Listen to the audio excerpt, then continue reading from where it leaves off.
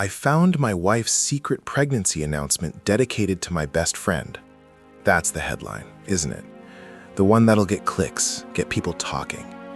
And honestly, after what I've been through, if you're listening, if you're reading this, don't just sit there. Hit that like button, subscribe, share this with anyone who's ever felt like their whole world just imploded. Leave a comment. Tell me I'm not crazy. Tell me something. Because right now, the silence is deafening. It's been, 3 months? Feels like yesterday and a lifetime ago all at once. Sarah. My Sarah. We were supposed to be it, the end game, the suburban dream, the matching SUVs, the dog, the 2.5 kids, the whole damn package. And I believed it, man. I really did.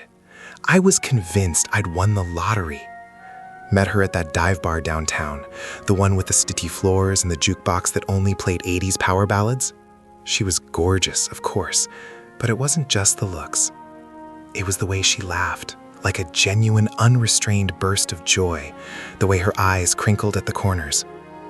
We talked for hours that night about everything and nothing, about her dreams of opening a bakery, about my ambition to climb the ladder at the firm.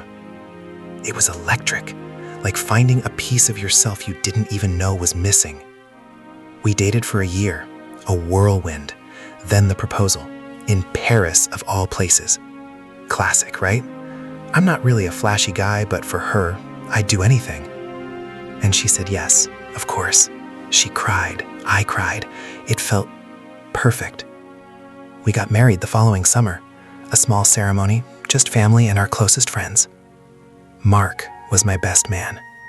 Mark, the guy I've known since kindergarten, my brother from another mother. We grew up together, shared everything, the awkward phases, the first crushes, the bad decisions.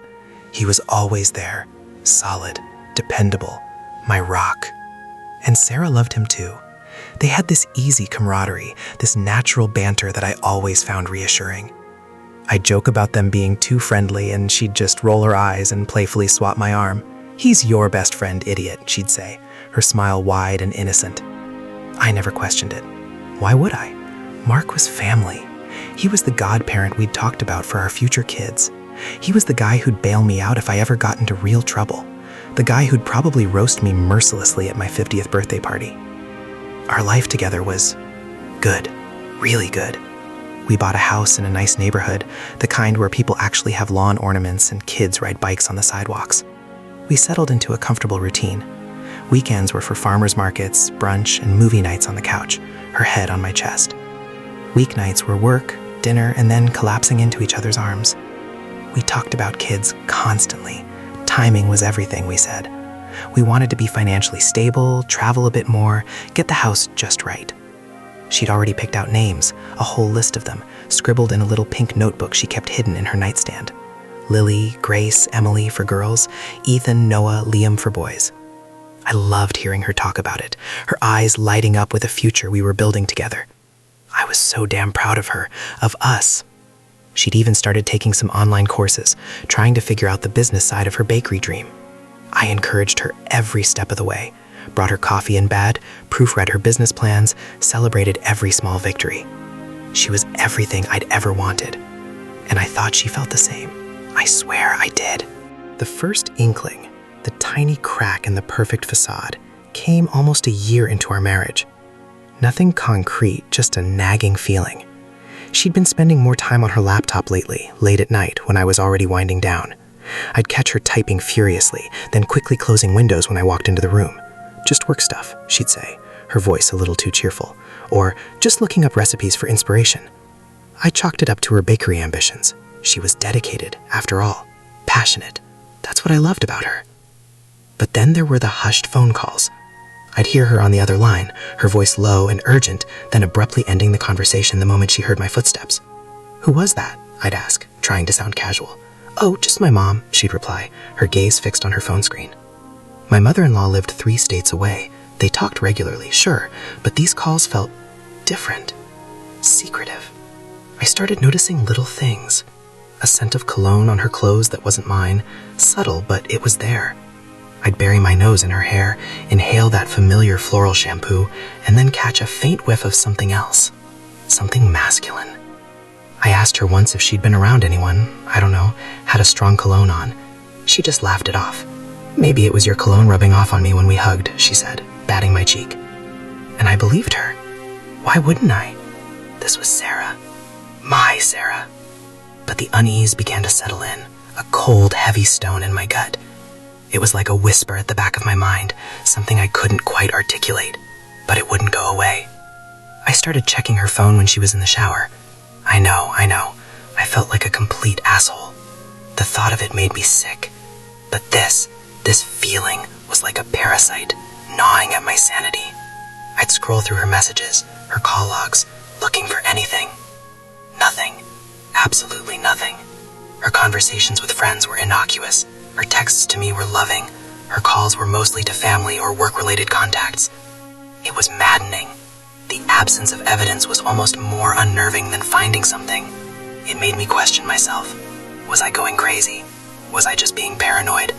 I'd tell myself to stop it, to trust her, to trust us. But then another late-night typing session, another hushed phone call, another faint whiff of unfamiliar cologne, and the paranoia would creep back in.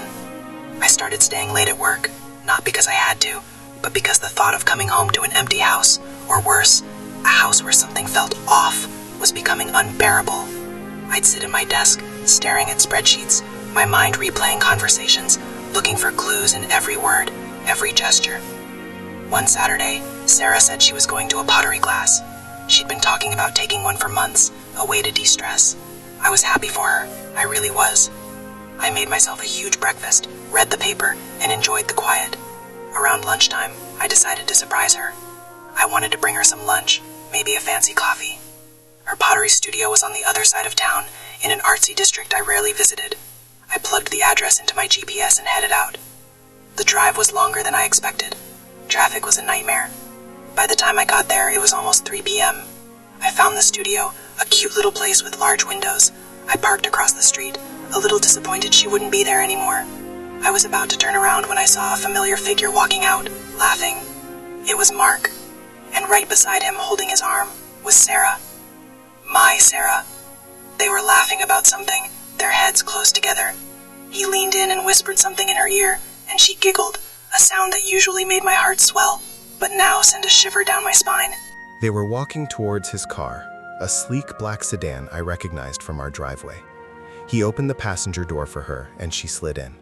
Then he got in the driver's seat. My heart hammered against my ribs. This wasn't right. They were supposed to be at pottery class, separately. Why were they together? And why the clandestine walk to his car? I sat there, frozen, watching them drive away. The GPS was still open on my phone. I'd been so focused on finding the pottery studio, I'd never even looked up Mark's address. On a sudden, chilling impulse, I typed it in. It was only 10 minutes from where they were. My hands were shaking so badly I could barely grip the steering wheel. I drove, adrenaline surging through me. I had to know, I had to see. I pulled up a few blocks away from Mark's house, a nice colonial in a respectable neighborhood. I sat there, engine off, the silence deafening, waiting. After about 20 minutes, Mark's car pulled into his driveway. A few minutes later, Sarah's car, a small blue hatchback, followed. She parked in the driveway, and Mark got out of his car, walking over to hers. He opened her door, and they both got out, still talking, still laughing. They walked towards the house. I watched them disappear inside. I stayed there for what felt like an eternity. The sun began to set, casting long shadows across the street. My mind raced. Pottery class? My ass. This was something else entirely. The cologne, the late nights, the hushed calls. It all clicked, sickeningly. It wasn't a question anymore. It was a horrifying certainty. I drove home in a daze, the familiar streets of my neighborhood now alien and hostile. The house, our house, felt like a trap. I walked in, and Sarah was in the kitchen, humming, making dinner. She looked up, her face lighting up. "Oh, hey, how was your afternoon?" she asked, that beautiful, innocent smile plastered on her face. I couldn't speak. I just stared at her, the woman I loved, the woman I'd built my life with, and all I saw was a stranger, a traitor.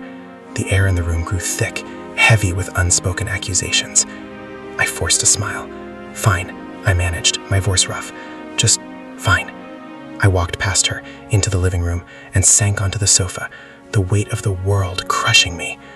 I picked up a photo frame from the coffee table. It was of us on our wedding day. We looked so happy, so full of hope. I stared at my own smiling face, a face so full of blissful ignorance, and felt a wave of nausea wash over me. I wanted to scream, to rage, to shatter everything in sight.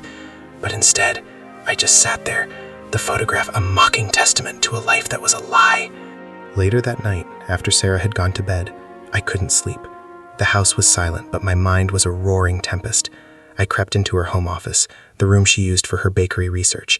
She'd left her laptop open. My hands trembled as I reached for it. I knew what I was going to find. I knew it with a certainty that chilled me to the bone. And I found it. Not just emails, not just texts. Something worse. Something I couldn't unsee. A document. A PDF. Titled Baby Stats and To-Do List. My blood ran cold. I clicked it open. It was a detailed plan. A timeline. And at the very top, in Sarah's elegant script, were the words, "For Mark and Sarah." Beneath that, a due date, and a small handwritten note that made my stomach clench with a pain so profound it stole my breath. It read, "Can't wait to start our family, my love. Thank you for everything."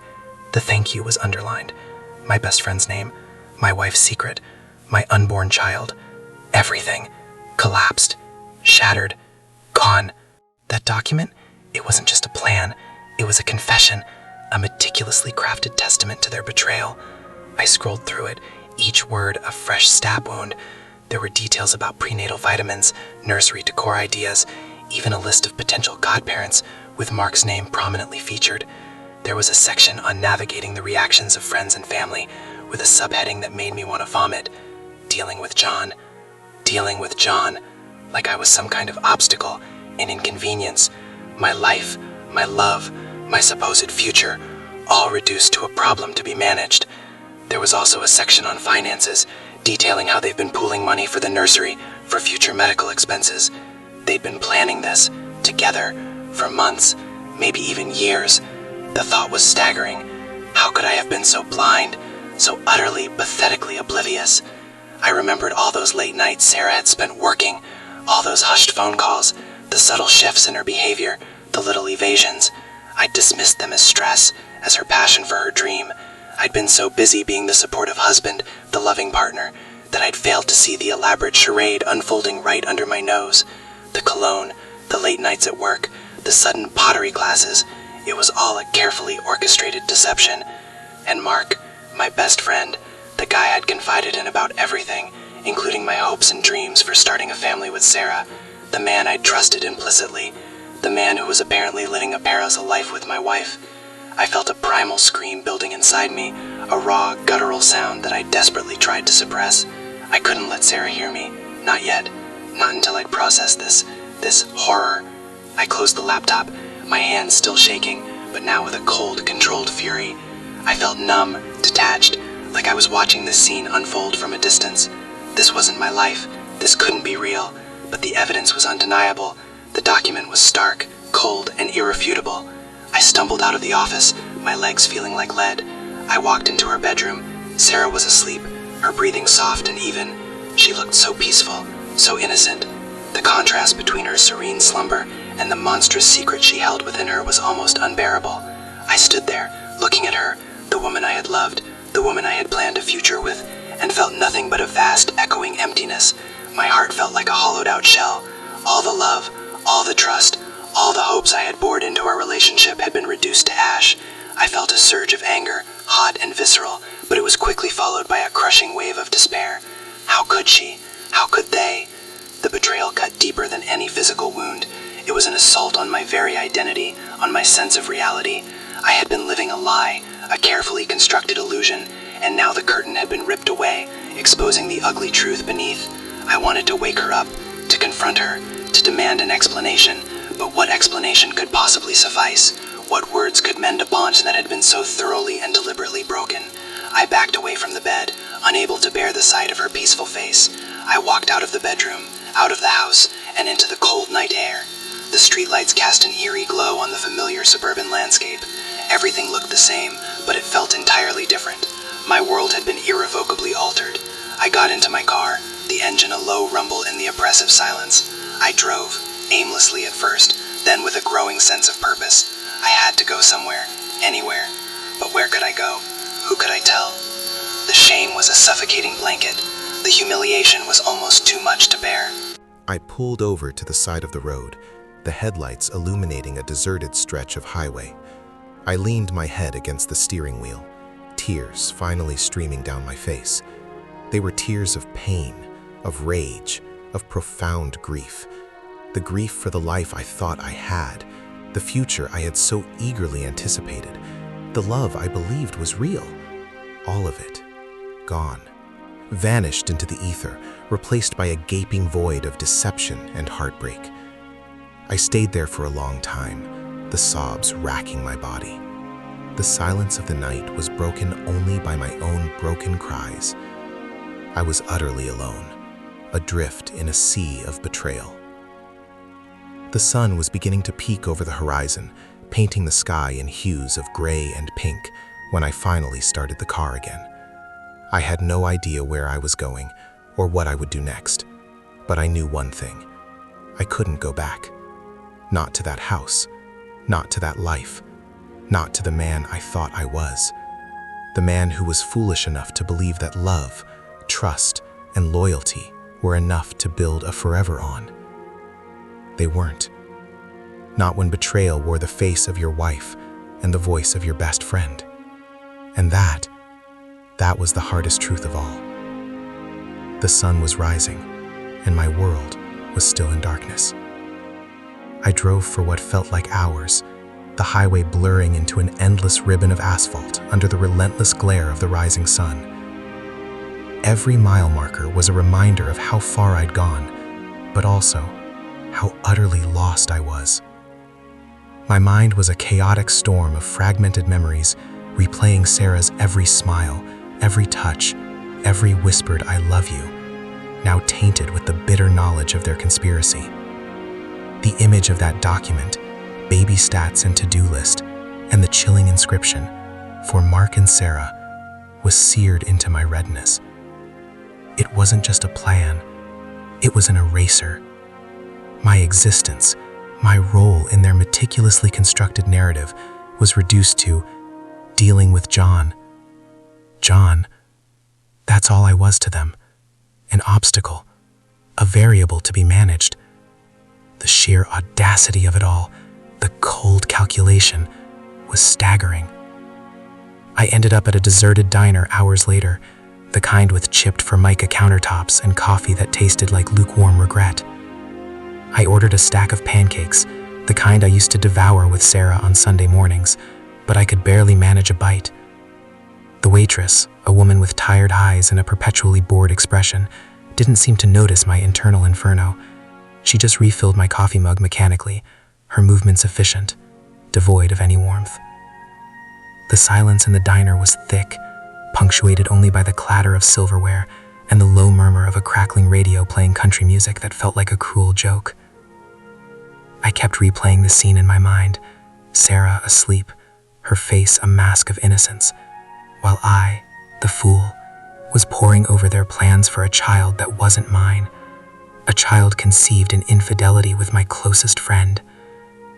The betrayal wasn't just about sex, it was about a shared future, a deeply personal pact that they had systematically dismantled and rebuilt for themselves.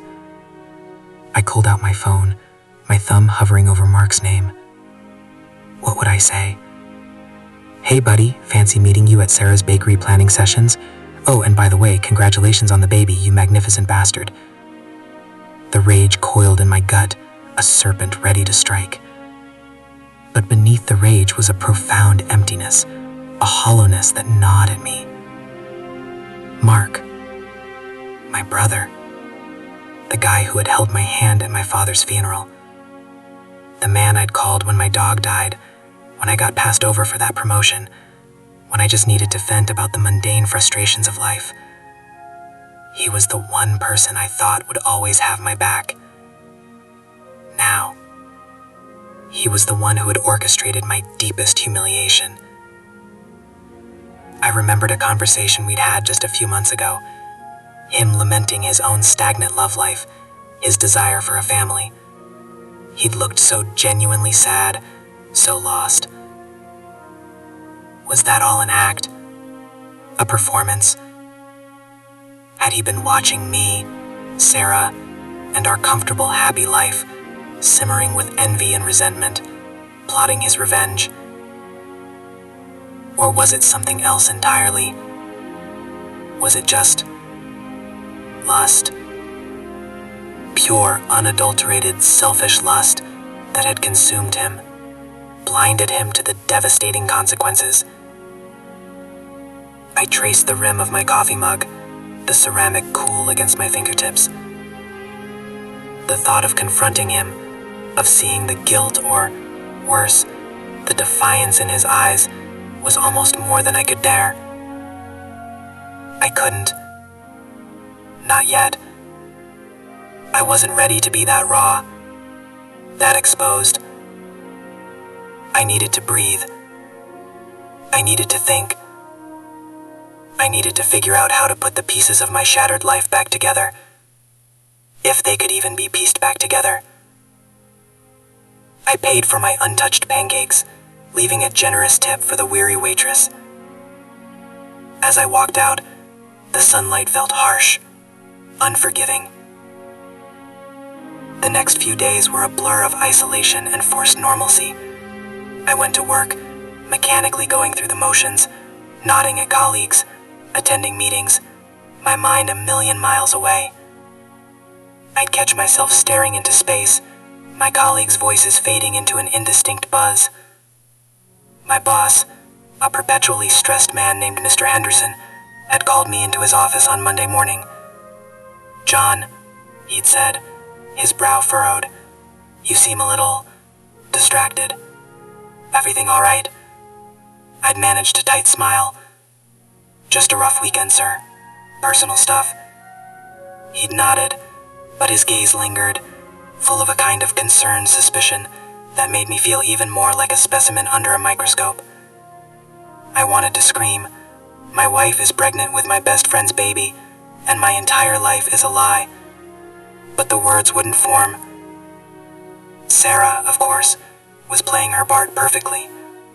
She'd acted concerned about my absence, about my withdrawn demeanor. "Are you okay, honey?" she'd asked, her voice laced with feigned concern as she prepared breakfast. "You've been so quiet lately. Is something wrong?" I just shrugged, offering a weak smile.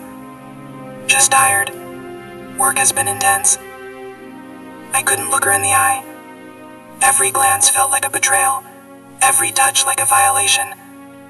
The thought of her body carrying his child, while mine stood by, oblivious, made me physically ill. I'd started sleeping in the guest room, claiming insomnia, the spare room a temporary sanctuary from the constant reminder of her deceit. The silence between us was a gaping chasm, filled with unspoken accusations and the phantom echoes of their whispered secrets. I'd spent hours on my laptop, not for work, but frantically researching. Not divorce lawyers yet, not that. I needed more information. I needed to understand the timeline, the extent of their deception. I searched for old emails, scanned their social media, anything that might shed light on the depth of their affair. I found nothing incriminating, no breadcrumbs of their illicit encounters. It was as if they had been ghosts, meticulously erasing every trace of their actions. But that document was their undoing. It proved it all. It proved their premeditation, their intent. One evening, about a week after I discovered the document, I was in the garage, ostensibly organizing tools. The real reason was I couldn't bear to be in the house. The air felt thick with her presence, with the suffocating weight of her lies. I was rummaging through old boxes when my hand brushed against something hard, hidden beneath a stack of forgotten photo albums. It was a small, locked wooden box. I didn't recognize it. Curiosity, a dangerous impulse that had served me ill lately, got the better of me. I searched my workbench and found a small screwdriver. With a bit of fiddling, the lock sprang open. Inside, nestled on a bed of faded velvet, were a few mementos: a pressed flower, a tarnished silver locket, and a small, folded piece of paper. My hands trembled as I unfolded it. It was a letter, written in Sarah's familiar script. It wasn't addressed to anyone. It was more like a diary entry, a stream of consciousness. October 14th. He's planning the proposal. Paris. I can't believe it. It feels so surreal. I love John. I really do. He's everything good and pure and stable. He'll be a wonderful husband, a wonderful father. But then there's Mark. My God, Mark. The way he looks at me, the way he touches my arm, it ignites something in me that I didn't know existed. It's dangerous. It's thrilling. It's everything John isn't. I know I should be happy. I know I have the perfect life laid out for me. But I can't shake this feeling, this pull. I feel like I'm standing on the edge of a cliff, and I'm not sure I want to step back. I know this is wrong, so incredibly wrong, but I can't stop thinking about him, about us. It's like a fever, and I'm afraid I'm already too far gone. I promised myself I'd stop. I promised myself I'd focus on John. But then Mark called today, just a casual call, and the sound of his voice, it did something to me. I'm so confused, so terrified, and so excited. This is a dangerous game I'm playing, and I'm not sure I can win. October 14th. That was the year before we got engaged, the year before the Paris proposal. This letter, this was the genesis of it all. This was the moment she was wrestling with her conscience, with her feelings for Mark, and choosing a path that would ultimately destroy me. The sheer weight of her duplicity, laid bare in her own handwriting, was crushing. She hadn't just fallen into this, she had actively chosen it, even as she was about to commit to me. She had looked me in the eye, said yes to my proposal, built a life with me, all while harboring this secret, this burning desire for my best friend. I sat there on the cold concrete floor of the garage, the letter clutched in my hand, the world spinning around me. It wasn't just a mistake, it wasn't just a moment of weakness, it was a conscious decision, a betrayal born of deliberate choice. The baby stats and to-do list document suddenly took on a new, horrifying dimension. It wasn't just a plan for a child, it was the culmination of a long-standing, deeply rooted affair, a secret life she had been meticulously cultivating, while I was blissfully unaware, building what I believed was our shared future. The words on the page blurred through my tears, the neatly written script mocking the broken man I had become. I looked at the locket, its tarnished surface reflecting the dim light. I knew, with a chilling certainty, that it belonged to Mark, a memento from their clandestine meetings, a token of their shared transgression. I snapped the box shut, the sound echoing in the silence of the garage like a death knell. I couldn't stay here. I couldn't breathe the same air as her. I had to get out. I had to find a way to confront this, to confront them. But first, I needed to understand. I needed to know the full extent of the lie I had been living. I needed to know when it all truly began. Because this letter felt like the beginning of the end, and I hadn't even realized it was happening. The sun had set, plunging the garage into darkness, and for the first time, I felt a primal fear, not of them, but of myself, of what I might do now that I knew the truth that had been carefully hidden, buried deep beneath layers of love, trust, and deception, only to be unearthed in a locked box in a dusty garage. The cliff she had stood on, she hadn't just stepped back, she had leaped, and I was left behind, watching the pieces of my life shatter at the bottom. The silence in the garage pressed in, heavy and suffocating, a stark contrast to the frantic, almost violent beating of my own heart. I stood up, the wooden box still in my hand, its weight a physical manifestation of the secret it held. October 14th, the date burned into my mind. The year before Paris, the year before I'd knelt down on one knee, my voice cracking with emotion, asking Sarah to be my wife. She'd cried, of course, tears of joy, she'd said. Tears of joy or tears of... what? Guilt? Regret? A desperate attempt to convince herself as much as me that she was choosing the right path? The thought was a poison dart, twisting deeper with every passing second. I walked out of the garage, leaving the box on the workbench. I didn't want to look at it anymore. I didn't want to look at anything that reminded me of the woman I thought I knew. I went inside the house, the familiar scent of Sarah's lavender potpourri suddenly nauseating. She was in the living room, curled up on the sofa, a book open on her lap, the lamplight casting a soft glow on her hair, the picture of domestic serenity, the picture of the woman I had loved with every fiber of my being, a woman who had been systematically dismantling my life, piece by agonizing piece, from the inside out. I stood in the doorway, watching her, the scene so normal, so utterly mundane, it felt like a grotesque charade. My entire existence had been a lie, and she was living it, breathing it, thriving in it. The rage that had been simmering beneath the surface for days finally boiled over, a molten wave that threatened to consume me. I could feel it building, a physical pressure in my chest, a tightening in my throat. I wanted to scream, to shatter the illusion, to force her to acknowledge the rot at the core of our life. But I didn't. Not yet. There was a cold, calculated part of me that knew I had to be strategic. I had to be smart. This wasn't about a moment of passion or a regrettable mistake. This was about premeditation. This was about a calculated decision, made years ago, and meticulously maintained. I walked into the kitchen, my movements stiff, deliberate. I opened the refrigerator, pretending to look for something, anything, to calm my nerves. The sight of the meticulously organized shelves, the fresh produce, the half-eaten container of takeout from the night before, it all felt like a set dressing. I closed the fridge door and leaned against the counter, my gaze fixed on the floor. "John?" Sarah's voice, soft and concerned, drifted in from the living room. "Is everything okay?" I didn't answer. I couldn't. My voice felt trapped, choked by the enormity of what I knew. I heard her footsteps as she walked towards the kitchen, her voice tinged with a slight impatience now. "John? What are you doing?" She stood in the doorway, her expression a mask of carefully constructed worry. Her eyes, those same eyes that had once held such warmth for me, now seemed to hold a flicker of something else. Fear? Annoyance? I turned to face her, my gaze finally meeting hers. I saw it then, a fleeting, almost imperceptible shift in her eyes, a momentary widening, a tightening around her mouth. She knew, or at least, she suspected. The letter had changed everything. It had given me context, a timeline, a terrifying glimpse into the genesis of her betrayal. "You lied to me, Sarah," I said, my voice low and steady, devoid of the emotion that was raging inside me. It was a dangerous calm, the kind that precedes a storm. Her brow furrowed. "What are you talking about, John? Lied to you about what?"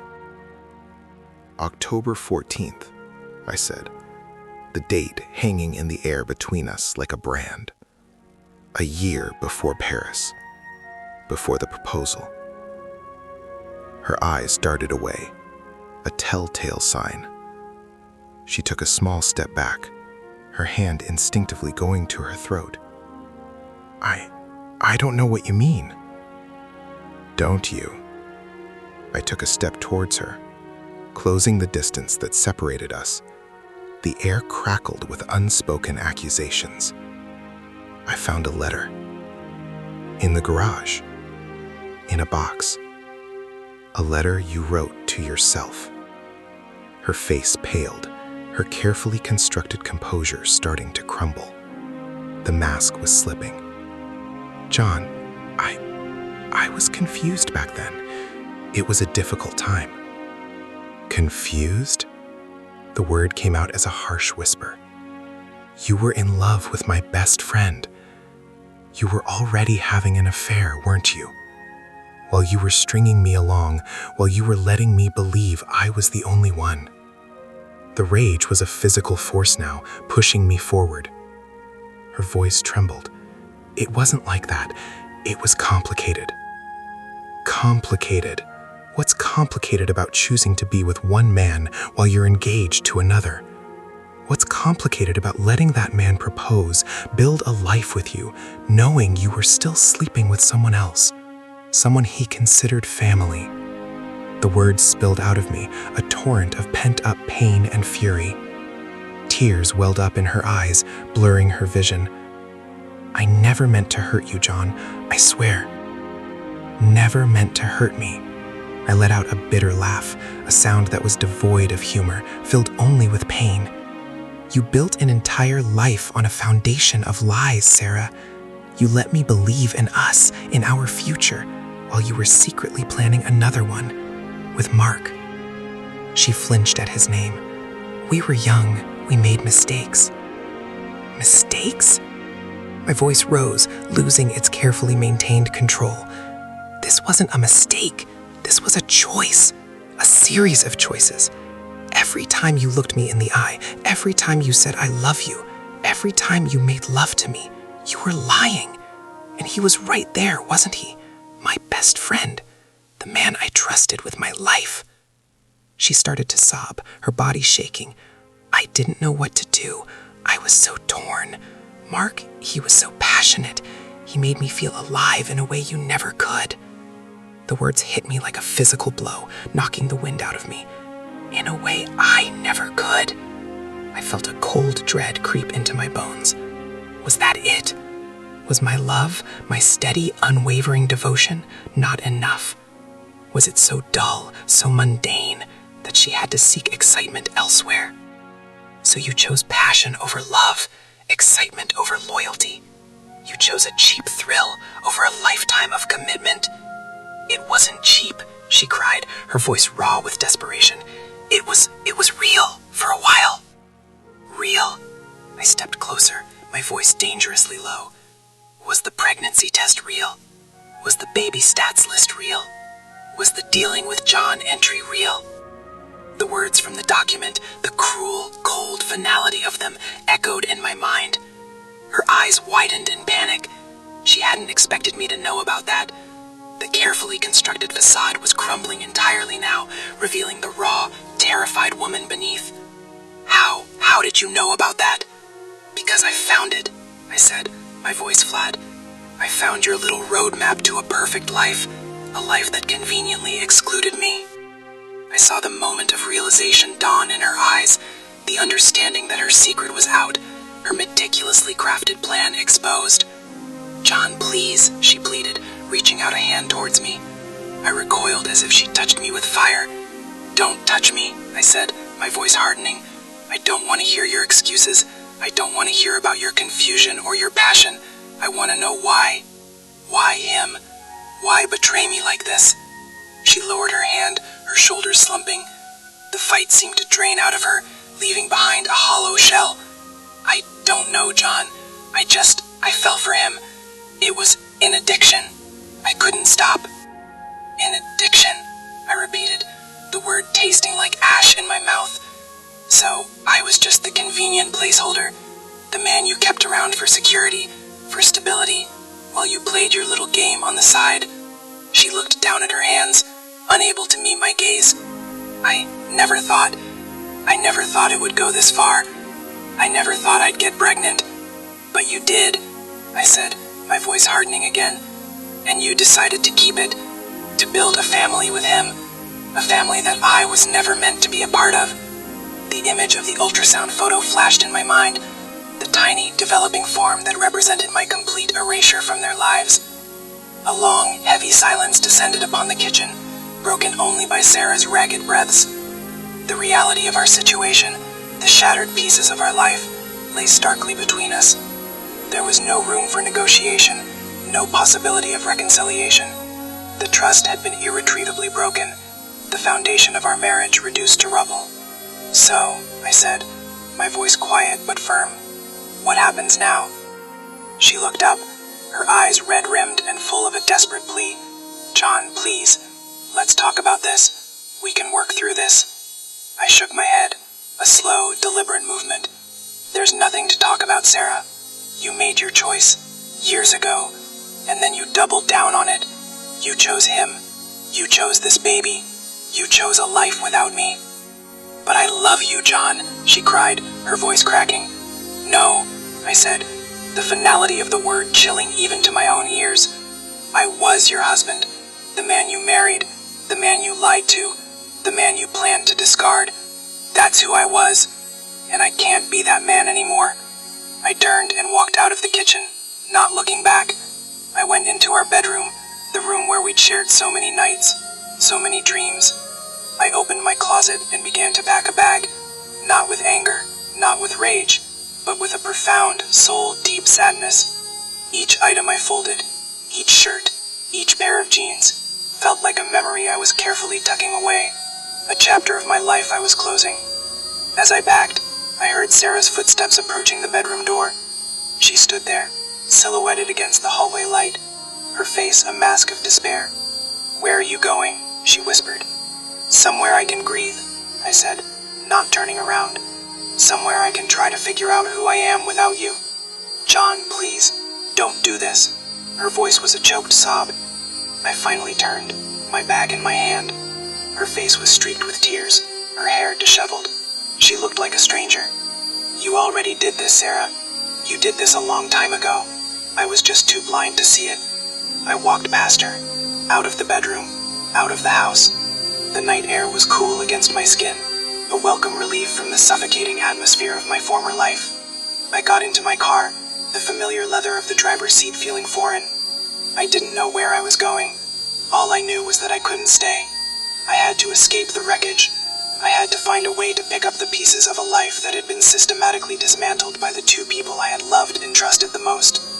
As I pulled away from the curb, I looked back at the house, the warm glow of the lights spilling from the windows. It looked like a perfect home, a perfect life.